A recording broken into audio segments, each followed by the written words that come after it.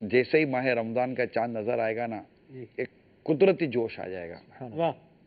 کیونکہ شیطان ہو گیا قید، جنت کے دروازے کھول دیے گئے، جہنم کے دروازے بند کر دیے گئے، رحمتیں چھما چھم برس رہی ہوتی ہیں،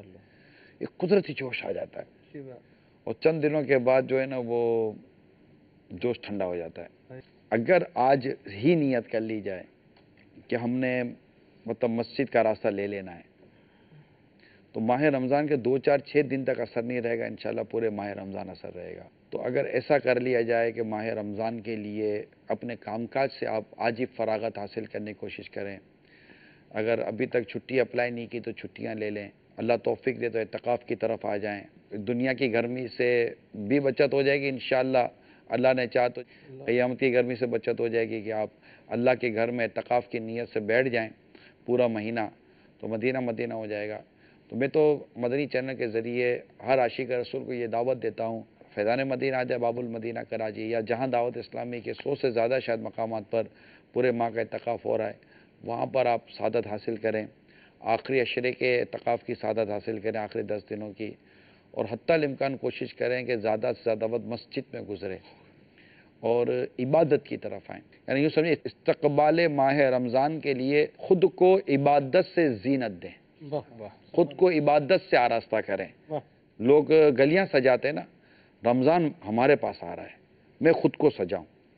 مجھے خود کو سجانا ہے، چہرے پر ایک مٹھی داڑھی کی نیت کر کے سجاؤں، سر پر امامہ شریف کا تاج سجا کر اس کے لیے میں زینت اختیار کر لوں کہ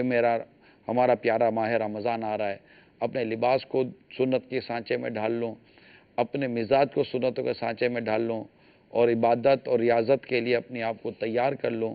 اور ماہ رمضان کا یوں ان کی چاند نظر آ جائے، میں اس کے استقبال پر اشکبار ہو کر میں اس کا استقبال کروں کہ یا خدا ہم عاصیوں پر یہ بڑا احسان ہے کہ زندگی میں پھر عطا ہم کو کیا رمضان ہے۔ تو اللہ کریم ماہ رمضان کی برکت عطا فرمائے۔ مگر اس میں یہ بھی عرض کر دوں، مہربانی کریں سوائے مدنی چینل کے کہیں نہ جائیں، پراپر میرے پاس کوئی انفارمیشن نہیں ہے، لیکن سنی سنائی بہت ہے کہ اس بار بھی ماہ رمضان میں کافی الٹی سیدھی حرکتیں چینلوں پر شاید ہو جائیں، پتہ نہیں ہے، حالانکہ اس کو قید کرنے کی، پابند کرنے کی، روکنے کی مختلف ذرائع سے اور اہل درد اور اہل دل اسلامی بھائی عاشقان رسول مجھے لگتا ہے کوششیں کی جا رہی ہیں کہ امت تک فحاشی و بے حیائی اور اس طرح کی خرابی کم از کم ماہ رمضان میں نہ پہنچا۔ اللہ کرے کہ یہ زندگی بھر کے لیے بند ہو جائے۔ گناہوں کی بھوک اور پیاس، یہ بھی کوئی بھوک اور پیاس ہے، بندہ نیکیوں کی بھوک اور پیاس پیدا کرے، تو یہ ایک عجیب و غریب نیچر بن گیا ہے کہ پبلک ڈیمانڈ جو ڈیمانڈ ہوتی ہے اس طرح کے چینل اپنی ترکیبیں بناتے ہیں، اس پر ان کو ایڈورٹائزمنٹ بھی ملتی ہیں۔ تو اللہ نصیب کرے کوئی ایسا مدنی انقلاب آ جائے، کوئی ایسے جو اہل دل اور درد مند